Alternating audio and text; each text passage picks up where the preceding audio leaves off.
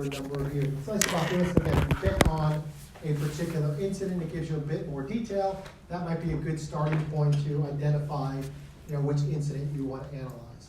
The privacy rights, the largest data breaches that have occurred, again, they give you, broad numbers of the number of records that are impacted, and it does give you the ability to search by things such as particular industry, or the type of data, or the year. So this, again, gives you kind of a way to search for recent incidents that have occurred. So lots of valid information, lots of starting points for you to pick a particular incident. So with that being said, other questions before we turn it over to talk about the sign-up process? Other questions about the requirements? So you'll notice that I did post the requirements. You'll also notice that I did post the grading rubric. So what we do for each assignment is to say how you will be graded, what the point distributions will be. In this case, you will be given a grade 10 points for the in-class presentation, broken down by those criteria here. 10 points for the threat intelligence report, broken down by those criteria that are up here. And then we do have specific comments around where you might have lost points or suggestions for improvement. So that is now posted on the course site. Other questions about the requirements, how to be graded, anything about what we just talked about? Please. Just for the grading, so I know obviously there's a percentage boost if you go earlier, but are we graded if you go earlier against the people that go at the very end as well, or is it just? No, so typically I will watch you present, I will grade you, you'll turn in your threat intelligence report, you'll get a grade within about 7 days. Okay. So again, based upon how you presented, what the report was, I won't wait till the end to grade everyone and then compare you against other folks. So earlier, you get extra points, later you benefit from hearing other folks. I don't publish the grades, but if you want to talk to someone else who went early to get feedback, you're certainly welcome to do that. So there is, again, I want to try to incentivize you to go early and not wait till the end. So, but it's not one pool at the end with so many points we're competing against everyone else. Other questions? Yes, please. What would you consider credible sources that we can cite? Typically, when we do research at the SEI, or when we do research in the CERT division, look specifically, typically we look for peer-reviewed journals as the higher priority sources that you might want to use. Thinking about other lower quality would be non-peer-reviewed journals. Moving down in quality then would be an independent organization that does an assessment or publication of something. And then organizations that may be vendors, might be a little lower in priority, someone that's selling a product or service, lower down.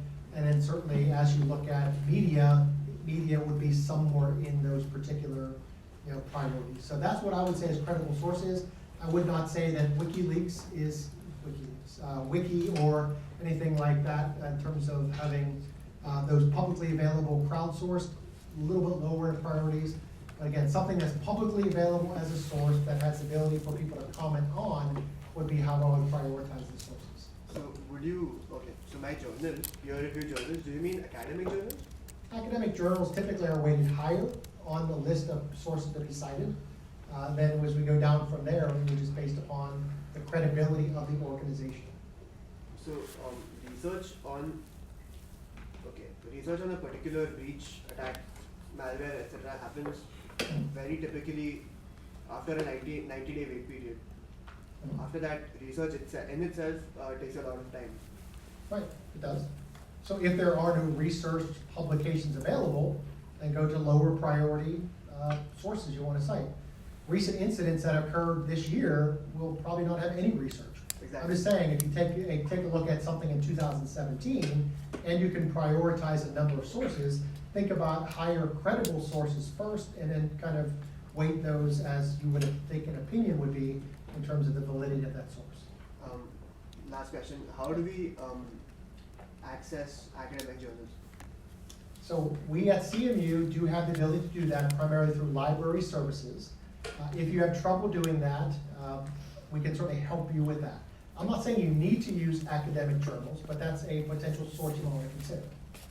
And the more recent ones, certainly media reports will probably be the first occurrence of something. It's okay to cite those, but verify and validate one media source with another media source with maybe a court record or a court document with an academic journal. The more you can substantiate one individual source with another source, then it becomes more credible. Thank you. Please. If a data breach or something is attributed to a specific APT group, are we supposed to talk about the APT group a lot or just touch base on it and talk as more? Okay, keep in mind in the audience who would be interested in that. So if again, APT1 was the potential source of this incident, you probably want to cite that to a senior executive. Probably not want to go into a lot of detail other than say APT1 is attributed to this nation state, this hacker group, this.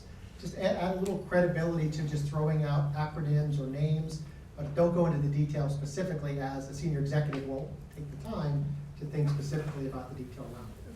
But I do want you to convince the senior executives with some amount of detail, but don't lose them in a completely technical presentation. That's a good question.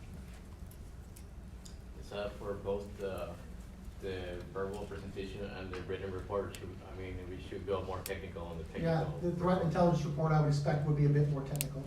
But again, given it's one page, I think you'll be limited in terms of what you can accomplish in one pages of a summary. So, Okay. again, the second is a threat intelligence report. So you analyze the threat, convey the threat, ask a senior executive to consider, is this a threat that potentially could exploit vulnerabilities in my organization? Whereas the first portion of that is an executive overview of a recent incident that has occurred. So two different purposes for each of those, two different audiences, both are senior executives, but again, different purposes for the two artifacts that I'm asking you this assignment. Okay, would you mind talking maybe about the sign-up process? Would you please? So I'm gonna make the sign-up sheet available probably around 7 p.m. tonight, just to give everyone a fair chance to sign up for a slot, especially for those who wanna sign up for the slots where you get some extra points. So just wanna keep that fair. It's gonna be an Excel spreadsheet, just gonna say time slot, you fill in your name and your ID and your topic. The next thing, talk about sources. So good sources, look at SANS for sure. Krebs on Security breaks a lot of these incidents, which is really cool, and to the New York Times as well. I hope everyone saw the Canvas announcement about the textbook. Did everyone get to see that? Okay, that's also super helpful, so you don't have to go out and purchase the textbook. One more thing about office hours. So me and Hemant will be starting to hold office hours next week. Is there a preferred day for anyone? I'm looking to do like maybe Tuesdays or Thursdays. Is that okay to Okay. Okay, just wanted to get all right. Thank you guys. Feel free, let me know any questions. Do you have to know your topic in order to sign up for a slot? That would be appreciated. Well, so again, I would say sign up for the date first. If you don't know both, I prefer you do both at the same time. But again, the date to commit to a topic and a date is September 4th. So again, if you want to just reserve a time, you can do that. But by September 4th, we do want a topic and we do want a date and time. The goal is we don't duplicate topics, so keep that in mind as well. We'll do our best to say first come, being first sign up is one who takes that topic. If there's any discrepancies, I'm the arbitrator of that, and we'll do something to resolve any differences. But we just, again, as you sign up, just look for other people that signed up and make sure you're trying not to duplicate topics. Is it just going to be through Google Sheets or like an Excel? Google Sheets. Okay, just double check. Feel free to email me any questions. Okay. And we will begin office hours next week. So whatever you decide what the date, times, and rooms will be, the posted announcement will begin those next week. Okay, yes, please. So the 5% extra credit is the credit which we get in the presentation, or overall 5%? Between both, you'll get 20 points for 2 submissions, 10 and 10. So we'll add 5% to the 20%, 20 total points you can get for the assignments. Yeah, so it's not added to one or the other. It's a total score that you get for the assignment, even though there's 2 deliverables. Okay. Okay, so let's shift gears now and let's get into the lecture portion for tonight. So tonight we're going to continue with introduction of the material, kind of talking a high-level overview of information security, which we're going to set the stage for what we're going to delve into deeper later on throughout the semester. So I believe where we left off last time was on this last topic that was up here. We kind of rushed through the general question. You know, privacy, is there such a thing today? I think I very quickly, as we were walking out the door, asked, do any of you have any expectation of privacy in your life today? Let me re-ask that question again today. Do any of you have an expectation of privacy in your life today? Please, everyone, raise their hand. There absolutely needs to be an expectation of privacy in various pieces of your life today. So let's decompose that just quickly. Let's think about it from an organization perspective. So you're in an organization, where are the expectation of privacies when you're an employee of a company, an employee of or a contractor to a company? Where are the expectation of privacies in those particular examples? Medical, bathrooms, absolutely. Expectation of privacies. What else? Personal information. Okay, so expectation of privacy. Now here we can decompose this a little more. There's an expectation of privacy of personal information, but does that mean you're not to disclose that to your employer? Well, I meant more of like that your employer will protect it from There we being go. disclosed to properly. So again, there's a protection of private information that's being provided, but your employer can, it's valid for them to request you to provide your name, your social security number, your address, your gender, and in some cases more than that. But again, the protection of private information should be bundled into this today as well. Other areas, we said restrooms, certain places in the areas you want to work. In the home. So again, moving from the organization to your personal life in your home. So let's again go back to the organization. Does the organization have the ability to monitor their employees in their home? No. Please, you're gonna answer that? It depends, great, yeah, you answered that question. Provided, like, if you're using like a laptop they provided to you, you obviously can't do what you want, and they have the full right to audit everything. So they're not monitoring, they're monitoring you in your home on their device, doing something on behalf of the organization. That's typically what that policy should state, the monitoring policy. Now, how about your organization provides you a laptop, you are VPNing into their particular organization network, and you open up a browser and you start browsing ESPN, you start browsing Amazon, you start browsing. Does that ability to monitor extend to using their device for personal use? Because you're going through their own infrastructure. Yes, so again, here's where again, we need to be very specific. We'll talk tonight about administrative type controls, ways by which we deploy policies that say, this is the acceptable use of this device. When I provide it to you as an organization employee, here's what you can use it for. There needs to be written into that, am I able to use that for personal use? And if so, does that then allow me to monitor their activities? In most cases, that's set to be yes, when that's the case. But again, the organization monitoring employees in their home is limited to that particular device and using that device. So let me ask your opinions on that. So let's say that my device has a camera. My device has a camera. Does the organization have the ability to enable video monitoring of the employee in their house?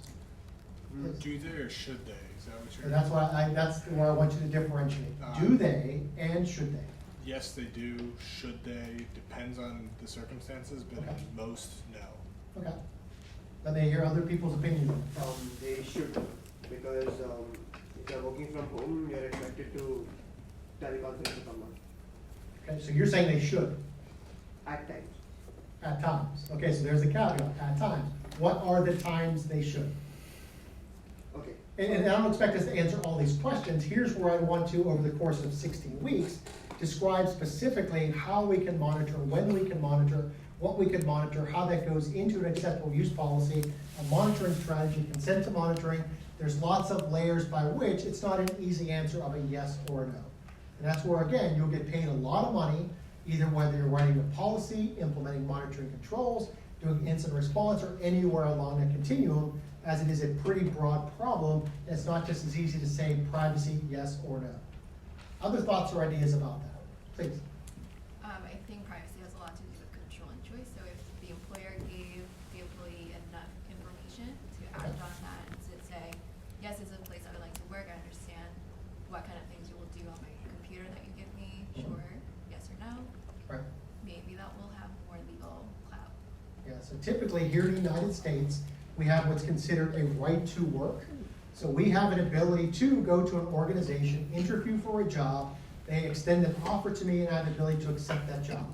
Accepting that job says I accept everything about the job to include needing to sign an acceptable use policy, needing to consent to monitoring, needing to comply with, and you fill in the blanks from there. So I have the ability to choose to work that organization. I have an ability because when I log into my computer, it says you will be monitored. Click OK to consent to monitoring, and then you have the ability to decide to continue or to not. Yes? But even though there's some limitations on that, I mean, it's Yep. state law driven, but there's unconscionability provisions that You're absolutely right. if it's monitoring everything that you could possibly want, then do you actually have an option in this choice? So here's where we need general counsel to be involved specifically before I implement a tool that does user activity monitoring, for example. And you're absolutely right. So let's say that my employer gives me the right to use this machine for personal use. What if I send email to my doctor? What if I send email to a lawyer? What if I send email to a union representative? At least here in the United States, those are protected communications between me as an individual and someone on the other end being a trusted third party, and that communication is supposed to be confidential. So here's where we get into a little bit of debate. I told you you were being monitored. I suggested or told you not to exchange that type of private communication, but what if you do? What if I'm logging that? What if I archive that? And what if the evidence is needed in some prosecution later on? So again, I'm just raising these questions at the beginning of class. We're going to talk through a number of these discussion points going forward, and then there's where we can specialize as you're looking to go on to a career going forward. So other thoughts or ideas about that? So we talk about organizations. There is an expectation of privacy in the organization. It needs to be clearly defined. In the home life, absolutely. Other thoughts or ideas about that in your thoughts, your opinions? Yes, please. Biometrics. Okay. What about that? In an organization, that is something I would want them to have, because I want to note my time. So you're saying that you would recommend biometrics in an organization, that you would consent to biometrics as a means of authentication for you as an employee? Is that what you're saying? Sure. Now, how about, again, we talked a little bit last time we got together about thumbprints or retinal scans. Do any of you have concerns if your employer says you must go through a retinal scan to be authenticated into our network? Yes. Probably. So again, the answer is it depends. Biometrics has a higher degree of confidence in authentication, but at the expense of privacy. So that's where we have, again, if I collect that, I store it, I need to protect it appropriately like was said before. So lots of very interesting discussions about that as well. And also as we get with new technology, again, let's move out of the organization, let's move into your personal life. How many have an expectation of privacy walking down the street here, Forbes Avenue in Pittsburgh? Is there any expectation of privacy? Just give me some personal space. Oh, there we go. So, walking close to me. Don't get in my face. There's some expectation of privacy. But if I'm talking in open, if someone hears me, I should use my own discretion whether I share things or not. What about technology including facial recognition? What about all the cameras that exist all throughout communities today? Is there an expectation of what that's being used for? Do you know as a citizen what the traffic light cameras are doing? Do you know as a citizen what all of those cameras that are existing out here in the public are doing? What they're using information for? That's beyond my capabilities as an individual. Yeah, so typically we don't know. So there's some social contract possibly about what they are using it for. There's some expectation of reasonableness in what they use it for. If there is a crime, you would expect they would be able to use that for evidence. But what about, I just read an article within the past 6 months that the city of Beijing, China, they advertise they have 100% coverage in the city limits based upon all the cameras that exist today. Is that a good thing or a bad thing? What's the answer? It depends, right? Which perspective are you coming from? It depends. But also keeping in mind that they say that the facial recognition is to the point where they can actually implement facial recognition right now in about 40 to 50% of those cameras. So again, facial recognition is good based upon proving someone did something. But what if we start using that proactively? We start identifying people. Is that a concern to any of you as citizens? Okay, it's a concern. But what about if I'm going into, let's say, the Pittsburgh Steelers start in 2 weeks, or whatever the first game is here in Pittsburgh. I'm walking into the stadium. Do you have any expectation that they're looking at people coming in, and if they do see somebody, that they would stop someone coming in? Or at the airport? So again, the expectation of privacy is contingent upon the context by which you expect there is a reasonableness of privacy as well. But again, don't give up on this idea that privacy doesn't exist anywhere. It absolutely, in my opinion, should always exist in protected environments like your home, as well as other protected areas within organizations as well. So other thoughts or ideas about that? Again, this is an area of specialty as information security. We're starting to think more and more about it, but there's not a lot of hard, fast, definitive, right and wrong answer when it comes to privacy. And I mean, even like walking down the sidewalk, like you said, no one really said that it had an expectation of privacy, but you still have limited expectations of privacy there. Yeah. In Pennsylvania, you can't record someone speaking without their permission. It's a two-party consent state. Okay. So I think there are Good there are point. limitations to, like, yes, you can observe me individually, but you can't necessarily do other things that I would expect. Yeah, great point there. So we could record it. Most of those cameras are video only, not the audio portion of that as well. There may be the point where eventually we get to some other legislation that restricts video as well. I don't know. I guess I'm just kind of torn. I want to hear other people's opinions on this. Why is it an issue to have cameras like on the streets and stuff with facial recognition? But if you would want someone, like if you would want facial recognition walking into a Steelers game to catch like a guy doing something bad or a girl, whatever, you know, doing good or bad, like how come that's not an issue? Because I'm kind of torn on it. So first, and then we'll go second. Well, I mean, just on the facial recognition issue, it's just well known that the technology works better on like white men than it would like on a trans black woman because of the past patterns. Like it's far more reliable, and then the way police use it, they're supposed to set a certain confidence interval. It's recommended at 99%, but we've had instances of police officers lowering it to as low as 80%, and the wrong men being charged for crimes that another person commit. So, Charged or suspected? Again, the idea is, again, I'm walking into an airport and I get flagged because I look like someone that did something bad, not necessarily getting to the point where Or it's if you're charged. if you have an identical twin and they did something and they think it's you, Yep. it's going to be incredibly hard to disprove. Right. So another comment to that. Yeah, I mean, so in the United States, most American citizens understand we have a Bill of Rights, so the First Amendment protects not only your freedom of speech, but right to assembly, right to press. Once you start implementing policies like this, and there's also Fourth Amendment concerns with government intrusion, but with the First Amendment, your right to assembly by itself, we don't want to chill that sort of speech. So if I know that the government is, you know, watching what I'm doing, where I'm going, who I'm meeting with, I might be less willing to meet with someone that could impact your career, could impact, you know, it may not be criminal, it may just be like, I've seen on Craig Street the socialist something or other, but that's not a major party in the United States. There has been all sorts of communist fears in the United States throughout history, communist scares, things like that. And so you don't want that information to prevent you from getting, you know, informed and meeting and engaging in the marketplace of ideas. Right. And so, Comments, thoughts, ideas? To follow up on that idea, I think there's a balance between privacy and the role in democracy and public life.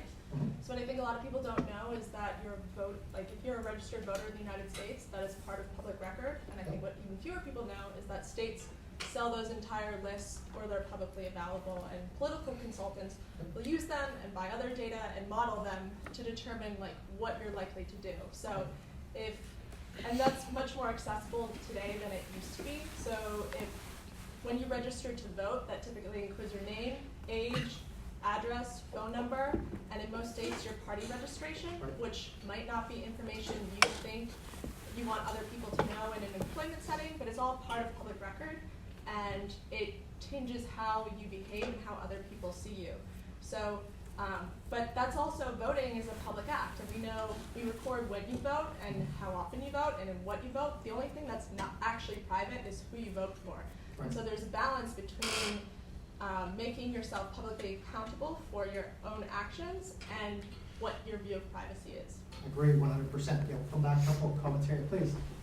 Just kind of like tagging on with that, I Sure. think there's like an expectation of privacy, but in like a public setting, if you're walking around, there's like a video camera, whatever.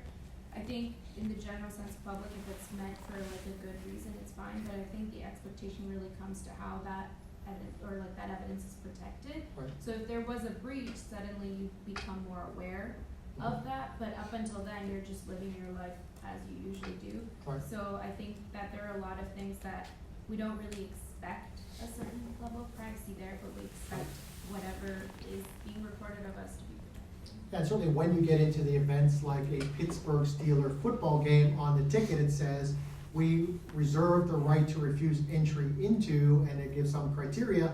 I'm sure that exact language was reviewed and approved by general counsel of the NFL, the Steelers, et cetera, et cetera. I'm sure the same is true with airlines and other, high-profile potential targets for people that want to cause harm. And security is to build upon what's existing, but also to prevent future harm as well. Yes. Yeah, we discussed how the right for privacy exists in our homes, right? Yes. Like that's like everyone's agreeing on that. But like in today's world where like a lot of our activities are going into the sharing economy, how do we ensure that the cars that we rent through Uber or the places that we visit through Airbnb or even the food that we order through these apps or the movies that we watch in our home, how do we ensure privacy in all those matters when all of our activities are going in those sharing economy? Well, that's the challenge when you graduate from this program that you'll be accepting when you move on to cybersecurity careers. Right now, again, we're constantly connected and constantly potentially making available private data. I don't think we're doing a great job of securing that to ensure privacy is being protected. I don't think we are, but again, that's the challenge going forward. We don't have the definitive right answer at this point. But you're right, it is a challenge. Yes? So you might not be doing anything wrong, but maybe your sibling is, or somebody who's not related to you that looks like you, and similar to the confidence interval being lowered. Facebook thinks that my sister and I are the same person. Because she didn't make a Facebook until like a few months ago, she's starting at college, and so every few days, Facebook is like, do you want to tag yourself in this other state? And I'm like, no, I'm not there. Yeah. So like, do you want these companies that use Facebook data to use that information about you against you? And it's not you even. Yeah. So you as a consumer can choose to be a member of the Facebook community or not, and that's again, informed consumers can help with privacy protections as well. As I've been listening to people talking about government talking about the privacy and the government's policy towards privacy, I'm reminded of this novel by George Orwell, 1984. 1984, yeah. So at what point do we stop? At what point can the government no longer justifiably use our data? I think that's an interesting. Yeah, so it's a different question for the security of a country versus an industry collecting privacy data for the advancement of a company or the profits of a company. So again, when it comes to national security, we tend to be leaning on this side of giving up a little bit of freedom of privacy at the expense of security of the general good of the nation. But when it comes to organizations like Facebook and other, again, we as informed consumers need to decide what is appropriate levels of things such as privacy protection and how do we do that. To answer your question, there's not a standard way to do that across every dining app that exists, every online social media that exists, every ride sharing service that exists, every hotel sharing service that exists. There isn't a consistent way to do that. And that's where your challenge will be as you leave here to see are there ways we can do that. Yes? Yeah, and even to your point on the national security, there's still limits. There's still limits, absolutely. Yes. If they said every time you wanted to go to an airport, you're going to be strip searched, you're going to be like, you have to peel out everything, people would probably fly less. Like, it's all of these things. So it's not just, so what if they videotape us and they record it? It's what are they using the data for? Why do they need this in the first place? Why is that, so many questions that are raised by this. So all this is going to be tied into, we'll get to a couple of comments here, information security risk management. The risk management is the important concept of that. And we'll talk about what that would mean in terms of should we or shouldn't we, but that should be a risk-based decision to deploy technologies such as facial recognition or biometric scanning or, and you fill in the blank, based upon the value of the asset, based upon what you're trying to prevent, the appropriate controls may be put in place to prevent, detect, and to respond to prevent impact to an organization or a large individual set. Yeah. So I believe also it's not just the face recognition, there's other types of data that we have, like for example, the way we talk, like there's a security breach, like you say the eye scanner, they could steal my eye information, my voice, and my biometrics, and I cannot, you know, how do we hold companies accountable? Like let's say there's a breach, Right. I cannot change the way I talk, I cannot change my fingerprints. Right, right. So again, we'll kind of talk, again, these are very germane topics for this course, every other course that's part of the security program, and every job you go into, there are a balance that's needed to say, we can do this, but to someone else's point before, should we do this? That should be determined by someone who has the authority to say, yes, we will, and then they take the risk for when doing that results in identifying people that weren't the right people that we thought we were targeting, if that was the right word to use or not, that we identified. Yes? For me, I understand that in terms of the government collecting information Yes. in regards to national security or counterterrorism, because I'm sure they're gonna, in some cases they do fail, however, in most of the cases they do protect the data apparatus. Right. However, in regards to the private sector, I don't think there is minimum or laws that mandates the third parties what information do they collect, how do they protect this information. So I can just build up an app, collect whatever information I have, and for whatever security controls I put, it's okay. Like there is no, let's say, for example, Facebook, there is no government agencies that follow up with Facebook and how do they protect the data and how they secure their data. So unfortunately, there has to be some laws and policies made to standardize the security controls. So I agree with that 100%. These are great topics for the privacy in the digital age class. But again, as we bring this back to this class, we're going to talk about things such as GDPR, or the California Consumer Protection Act, which is enacted here in the United States. The general guidelines that should say that we need to inform the consumers what we're collecting when it comes to person identifiable information, what we're collecting, what we're using it for, and give the consumers the right to opt out or opt in. And when I decide I no longer want to be a consumer of that organization, I have the right to be forgotten. So again, setting that stage as the course across this course, we'll talk a little bit more about it, but that's again, setting the stage for the privacy in a digital age course coming up. Technology can, but you need to decide, should it? If we do it, how are we doing it ethically, and how are we doing it to protect the data as well? So maybe one or two more comments before we move on, but it's a great discussion. Yes. Oh yeah, so I just wanted to build upon what I was saying and what Abdullah was talking about. Right. The government having our data is, at this point, for the sake of this discussion, okay. I don't want to talk about the US government. Yeah, we're not talking about specific governments or specific. But there have been recorded instances where independent companies have gotten access to data. Right. And this data has been harvested by political parties to win elections. Yeah, so recent incidents, which may be part of your threat intelligence report and incident analysis, occurred exactly with those particular cases, that it might have influenced people's decisions and opinions on how they might cast their political votes as well. Yep, absolutely. Again, not saying it's right, what we're doing today, not even saying we're doing anything today, but these are the decisions we need to make, because technology can do a lot. But again, going to it, should it, and how are we doing it within the context of ethics as well. That's what I want to certainly bring into this course and challenge you as you go forward. Yes? I wanted to ask in regards, for example, of Siri, Alexa, where they gather your voice data to learn how you talk, we don't know what Google is doing, for example, with those records. Like, are they keeping them somehow? What happens if that data gets breached? And I feel like it's really useful data it's really beneficial for us to be able to talk to Siri or Alexa, find me that song, whatever, but we don't really think of what happens.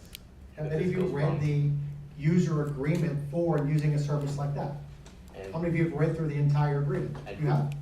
punishes Google also. Can you answer the question? I didn't read the agreement, so. I read the agreement from my HomePod, Okay. but it didn't say anything in there about the recent announcement that there was actually third-party processors who were listening to the recordings. right? I was very comfortable after I read the whole thing. Good, well, that's good to hear. But And we can't confirm or deny they are adhering to that, but again, it's good to say from a user agreement standpoint, this is the expectation when you use a service like that. Yes, please.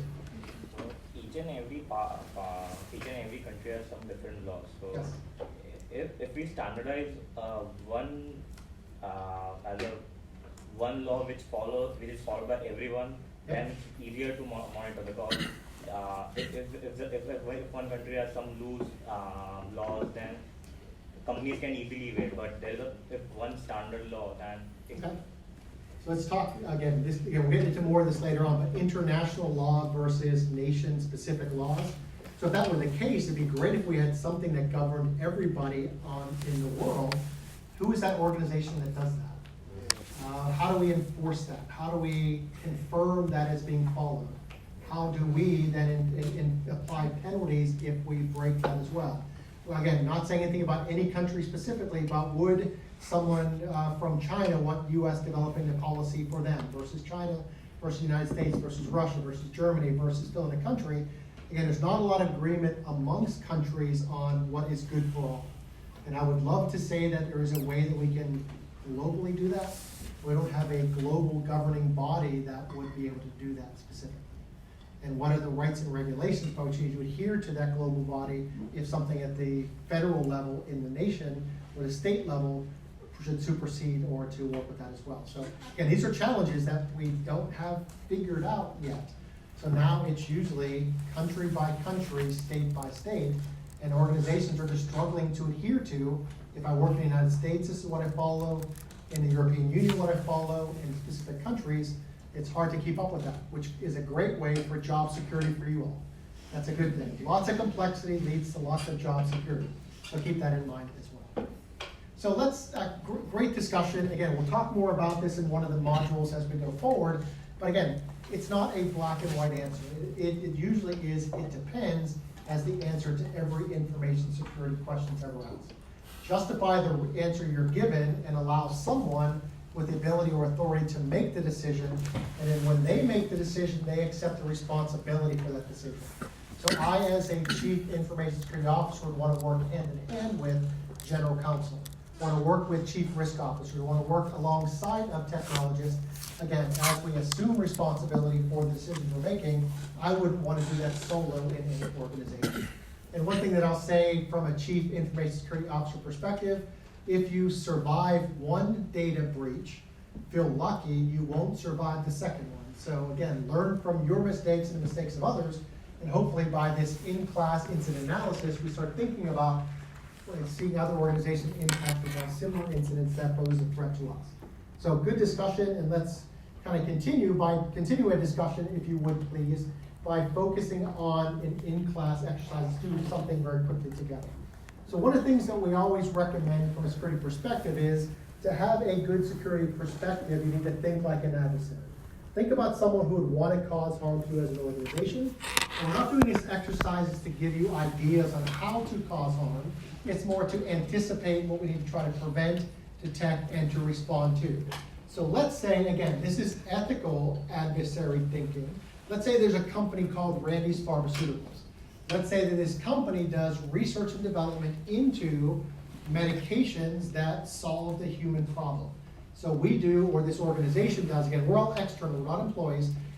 They do research development, they do manufacturing, they do distribution. Let's start there. First thing you want to think about is what type of harm could be realized by this organization. So let's start brainstorming here. What type of harm? Yep. Theft of trade secrets. Okay, so again, trade secrets, let's call this maybe something like intellectual property or trade secrets, confidential sensitive information. So theft of information that's categorized as valuable to the organization. Yeah. If you perform a denial of service attack on the manufacturing unit of it, there's a break in the perception. Denial of service, basically. Okay, so denial of service. Okay, denial of service. What else could we do? Sensitive personal information could get leaked, like patient data. Okay.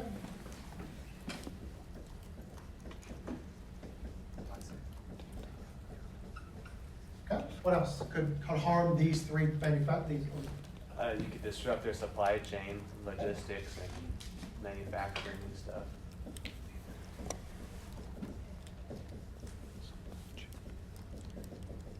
Okay, what else? Please. You could target any vendors that they rely on. Target, again, think about what would the harm be? When you target them, what are you Well, trying like to if you're, like manufacturing isn't gonna be all completely in-house, you might have some Okay. really key suppliers. Okay. Target them. So again, when we target them, we're gonna disrupt their ability to provide the raw materials to produce something? Is that how they would be targeted? Yeah, I mean, I was more thinking like the target half the production through by targeting a vendor and the POS terminals. Okay. All right, so supply chain disruption, compromise.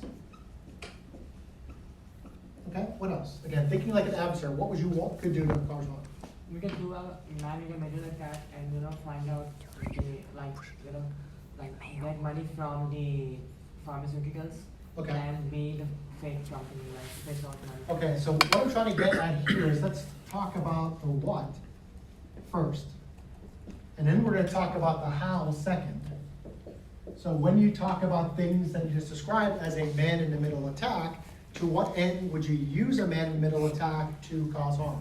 So what would a man-in-the-middle attack impact, or what would be the impact to the organization? Monetary loss by, Okay.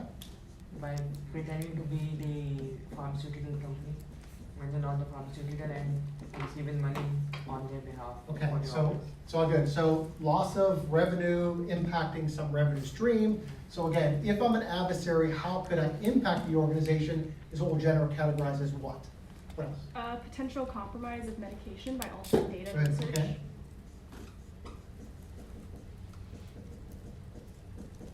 Yep. Okay, just maybe one or two more, and then we're gonna kind of go down the line here and kind of break these into more detail. Yes, please. So that's PCI data from the online orders. Okay. So PCI data, can you describe what that is? Credit card. Payment card, credit card impacts.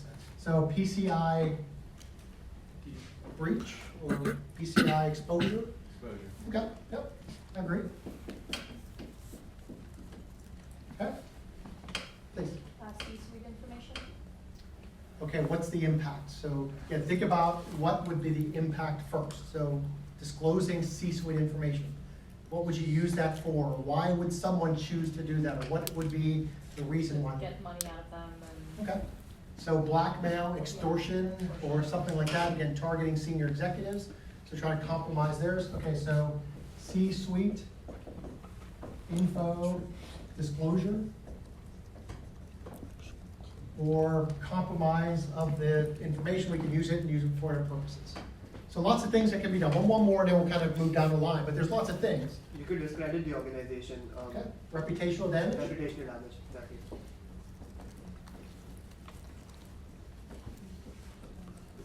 Okay, so again, this is by no means an exhaustive list. You could do this for each of the three departments, each of the three divisions that are up there, but the goal is, again, thinking like an adversary. These are the things that we want to try to prevent from happening. So think about when we want to prevent this impacted organization, think about how someone could accomplish that. So let's use one of these. How could someone steal intellectual property? Please. So they could start with sending spear phishing emails to the employees, and then proceed by then will proceed in some way. So it will contain attachment, make it macro, and then something is downloaded, and then steal it. Okay. So the initial entry would be spear phishing, and then deploy Backdoors. malware. Yeah. Could be to create a backdoor account, could be an APT, could be a lot of things here. And now we start saying for this is the specific signature we're looking for to see if someone's trying to do that. An insider threat. Okay, so theft of IP, how would an insider threat? And eventually we'll get to who over here, one of them, which we said is an insider. Okay, so insider, so how would an insider steal intellectual property? Downloading the information, via USB. USB, okay? FTP, whatever that would be, email, etc. Whatever those protocols would be, again, think about this as we start building those out. Yes? So this is probably obvious to the point of being implied by social engineering. So social engineering, yep. Yep.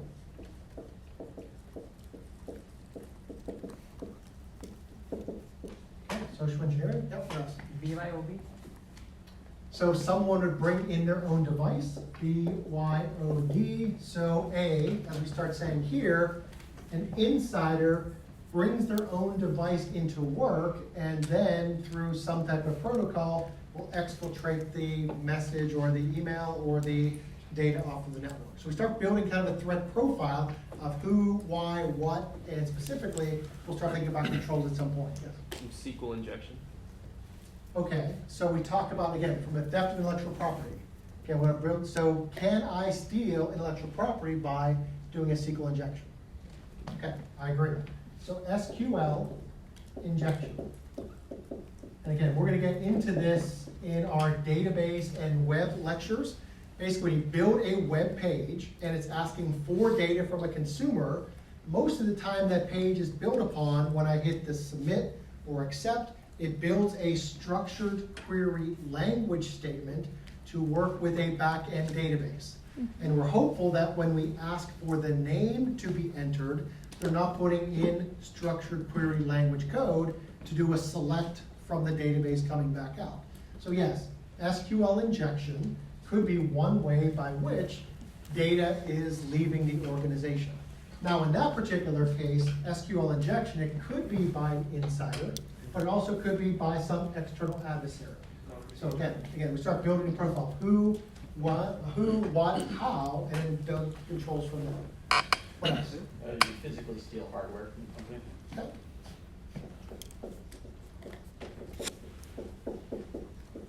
So physical theft of hardware, physical theft of fill in the blank, and there could be data which are paper copies of something could be theft of that as well. This could also go with the data disclosure as well, but a keylogger. Okay. So keylogger. So again, we'll talk more about this as we go throughout the course. So a keylogger is a keystroke logger. To when I'm typing in, I'm able to capture that, and an adversary would use that for some malicious purpose. Keyloggers can be hardware-based or software-based. So again, now we start saying keylogger, it could be software or hardware. Now we start again, build this threat profile of who, how, when, and how, and we start building controls in place. So as you can see here, we could spend the next hours doing this just for theft of IP. What you need to do is do this for denial of service, for data disclosure, for supply chain disruption. The goal is to prevent this from happening by identifying how it's likely to happen. And in some cases, we have some intelligence, such as threat intelligence, on who or what's most likely to use this for this particular purpose. So who could be the adversaries of this manufacturing company? Yes? Disgruntled employees. Okay, so insider, disgruntled. Okay, insider, that's one. Who else would want to cause harm to my pharmaceutical company? A competitor. Okay, so competitor, yep. And why are we doing the who? Just before, we'll keep doing the who, but why do you do the who here? Please. You could develop controls against those. Instead of nation state, Yeah, so we typically do the who, so we know who our threats are or what our threats are. If we know about a particular threat, we talked about APTs before. General APTs, Advanced Persistent Threats, when we had few of them, we started calling it APT1, APT2, APT3. The way we do that is because the group that did APT1 had common characteristics. Ways by which they got in, once they got in, what they did, ways they exfiltrated information. So we start grouping these threats by particular categories so we can start detecting that certain activity going forward. So it's good to know specifically who our competitors are in the industry to see if they would be doing some type of corporate espionage. Okay, who else? Nation states and command economies. So nation states. So non-country specific adversaries trying to cause harm. Yes.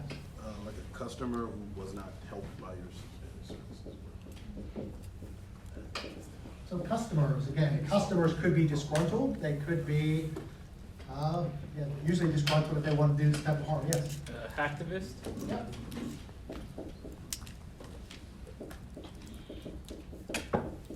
Activist? Activist. Close enough, you know what that means, okay? Or just someone looking to make profit on the information. things like that. Okay, so someone to look for profit, who is that likely to be? Okay, because again, we identify here, Yeah. either loss or for profit. So we know why they might do it here, but who would be likely to do that? Could be people for good intention, bounty hunters, or could also be people who are like Buddhist as a like profession. Yeah. Black hat. There could be professional hackers that could do it for bug bounty type programs as well. Yeah. Organized crime. Yeah, that's a good point. Organized crime.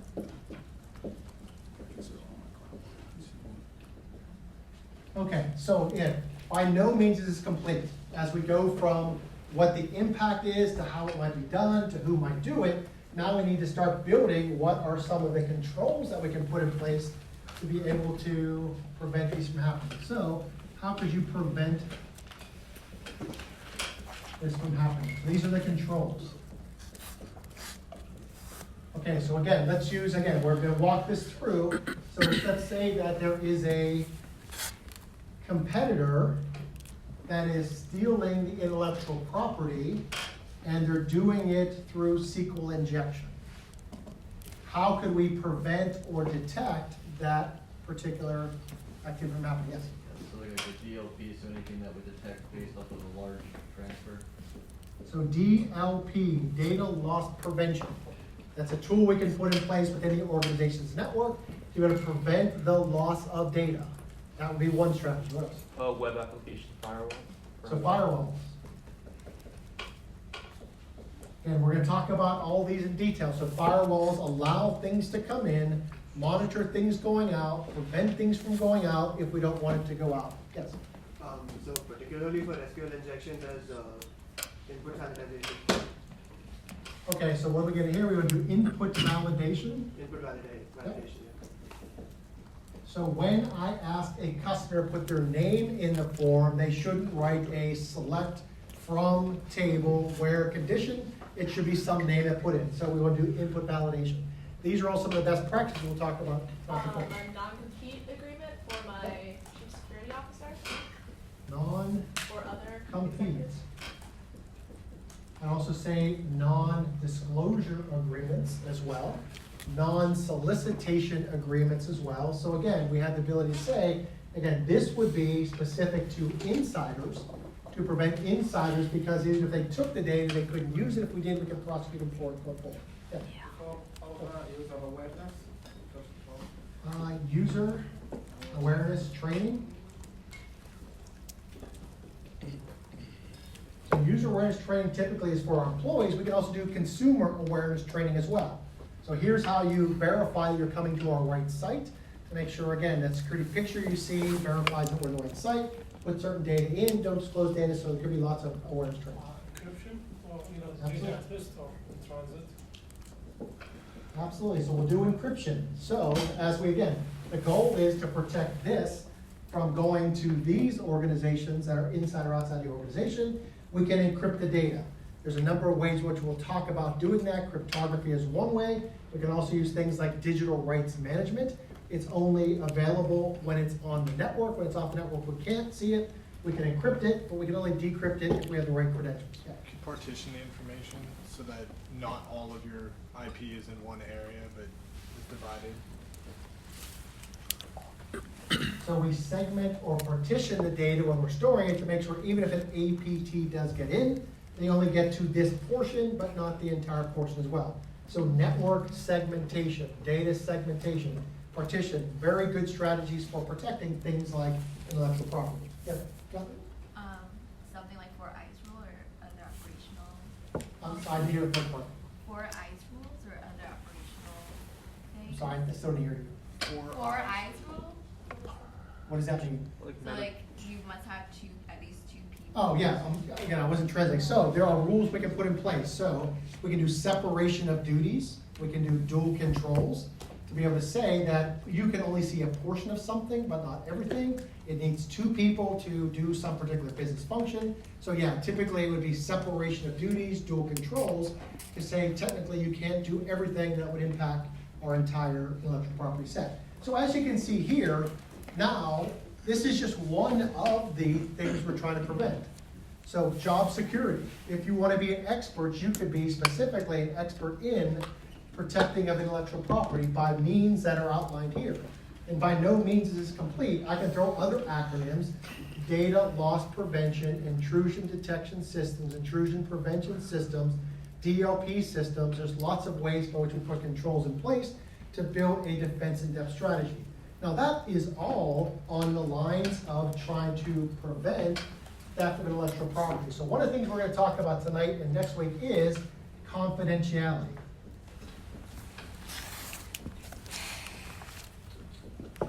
So this, when it occurs, impacts the confidentiality of data. When we look at something like this, denial of service, that IT asset is not available, that impacts the availability of that IT system. So we have confidentiality, we have availability. What's the third rung of that triad? Yes, the integrity of the Integrity. data. So which one of these? Medication impact, integrity. So I'm changing the formula for the medications we're developing. If you take that medication with the wrong formula, people will die or get sick. So the impact of integrity to the actual medication itself. That could be one way by which that can be compromised. Also, again, instead of the actual product itself, the integrity being compromised, data could be compromised as well. So typically, information security focuses on the C, the I, and the A triad of prevention of confidentiality impacts, availability impacts, or integrity impacts. And again, we just did one portion of one of these. What you need to do as an information security professional is do this for all plausible combinations of these particular threat scenarios. So if we go back to your analysis of the incident, tell me about an incident, but then again, write a threat intelligence report to say specifically, this is what you want to look out for, here's more likely to do it, here's the potential impact that you might see, and then one thing we haven't talked about here yet is the vulnerabilities. Vulnerabilities is part of this equation. How could they specifically do it? Well, it could be, one vulnerability, we failed to patch our Windows systems. So again, we're going to kind of build this throughout the remainder of the course to make sure, again, we're trying to anticipate what the potential issues are that we need to develop appropriate controls for. So again, does this make sense? Again, we're at the very generic level now. It's not very formalized, but it's good to brainstorm early on. And these are all areas that you as an information security professional can focus on going forward. Make sense? Okay. So let's, couple things here as we kind of wrap up the first set of slides. You know, again, in the introduction to your book, it talks about a person named Willis Ware from the RAND Corporation, talking about general information security as a whole. So what security must do, provide appropriate technical, procedural, operational, environmental safeguards. So here's where we need to focus on one word first. What is appropriate? Can you help me kind of contextualize what appropriate means? Depends. It depends. It depends on what? You're absolutely right. You answer the first part of that, yes. Depends on primarily the risk of what you're trying to protect. There we go. So it depends on, and I would say the value of the asset we're trying to protect is one of the criteria. That's, yes, it depends on. What else? Also security measures that don't interfere with the job functions. Yep. So we want to apply the appropriate level of security that allows us to accomplish the mission of the organization and allows us to do that security based upon the value of the asset. And when we say appropriate, there's a financial appropriateness as well. There's an old axiom that says, don't build $1 million wall around a stack of quarters. So again, I could build $1 million wall, it'll absolutely make those quarters not impacted. Safe, absolutely, but the value of what we spend to protect the asset needs to be taken into account as well. So appropriateness is a number of factors. Any other comments about appropriateness? And again, you can think about that. Again, that might be a challenge for you in about 8 weeks. As you start thinking about midterm exams and things, here's where I want you to provide kind of critical thinking. It depends is the right answer, but it depends on what. Your it depends could be different from somebody else, and both could be valid. But again, it ties to what are we trying to protect and what's appropriate to protect those. Okay? So let's read through this again. Appropriate, technical, procedural, operational. Technical, we put some of the technical controls in place. Procedural, non-disclosure agreements, non-compete agreements, yep. Operational, environmental safeguards against threats as they might appear. Again, or imagined. We're saying here who is likely to, but they are providing controls in place. Embedded in a societal accepted legal framework. And here's where I want to spend just a second as well. What does that mean? Societal accepted legal framework. And this is what we talked about before about the privacy aspects of it. What is the appropriate or accepted legal framework? Please. That you're legal, is that what you said? Yeah, absolutely, that it's legal within your nation you're in, the state you're in, and we're doing things legally. That we get, if we're monitoring employees, we're telling the employees are being monitored. They consent to monitor. If we're collecting customer information, we're telling them we're collecting. Here's what we're using it for. We're protecting appropriately, yes? But you're minimizing your liability for lawsuits. Yeah, minimize the liability. Again, we'll talk about data privacy is only collect the information you need. The minimum you need, the more you collect, the more you potentially are liable for the protection of that as well, if something does occur. So again, lots of things can be written into this. So the acceptable legal framework, again, when we talk about appropriateness, I just want to jump out of here for just a second. We talked last week about the CISSP exam. Again, just citing that. So CISSP tests you on technical controls, but it also will test you on what they consider their ethical canons. The ways by which you as a CISSP member, once you pass the exam, will adhere to. They give 4 canons by which they say are the acceptable, in addition to being legal, ethically what you should be doing as a security professional. So the first one, it says you're going to protect society, the Commonwealth, and the infrastructure. That's the priority for you as information security if you want to be an ISC squared member. Then they say we want to act honorably, honestly, justly, responsibly, and legally. Again, if you are a CISSP, you must adhere to these. If another CISSP member sees you violating Canon 1, 2, 3, or 4, they can then report you, or they're legally bound to report you, and then there's some committee that will decide, can you still be a CISSP member? Canon number 3 is to provide diligent and competent services to the principals. Again, those principals could be internal, those could be external customers. And then the last canon here is you're going to advance and protect the profession. So again, in addition to legal, which you need to adhere to, again, these are some of the things, the common frameworks, common ethics that you might be required to adhere to. So again, just tying that back to kind of the introduction to the book. Again, things to think about as you go forward. And we'll just wrap this up in just a couple minutes. A couple other quotes by the same individual. So also he's saying that information security has moved from a largely self-contained, bounded environment. What that means is information security used to be easier. When it was just our company with just an intranet, it's easier to protect when we adherently trust the people we grant authorized access to.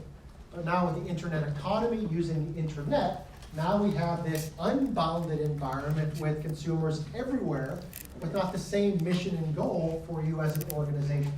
So again, trying to do this in a worldwide scope is much more difficult. Again, that may be self-apparent, but again, it's much harder to do it today given the fact that we're broadly worldwide. And then the third one, the last one we're going to talk about very quickly is computer security as involved shares similarity with liability insurance. Do all of you know what liability insurance is? You have car insurance, you have home insurance, you have maybe identity protection insurance to where if something does occur, someone else will help you remediate from that. So what they're saying is that information security is not starting to line with that. We need to anticipate all the things that can happen. This is what we anticipated, but also there could be things that we don't anticipate but still cause harm. You may still be liable for things we didn't anticipate, but there are still these same types of impacts. So they're trying to draw some parallels between information security and the liability insurance. recognizing, again, there's no way you'll ever anticipate everything, but the risk-based priorities should be what's most likely to happen. Now, we certainly run the risk that a particular asteroid is going to hit the world or hit a particular city. Again, prioritizing that in a risk equation is probably a little bit lower on. If it does happen, we probably have bigger problems then, that IT asset being compromised, right? So again, the probability that something's going to occur does need to factor into that risk equation. So with that, the next time we get together, we'll kind of continue with this and now start breaking these things into specific. Again, the risk equation, which we will introduce next time, will be information security risk management, the probability that a threat exploits a vulnerability and there's some unwanted outcome. That's what we'll start the next time we get together. Thanks very much. Don't forget to sign up for the topic today or before next. Back through a number of years. What's nice about this, again, if you pick on a particular incident, it gives you a bit more detail. That might be a good starting point to identify, which incident you want to analyze. The privacy rights, the largest data breaches that have occurred. Again, they give you, broad numbers of the number of records that are impacted, and it does give you the ability to search by things such as particular industry or the type of data or the year. So this, again, gives you kind of a way to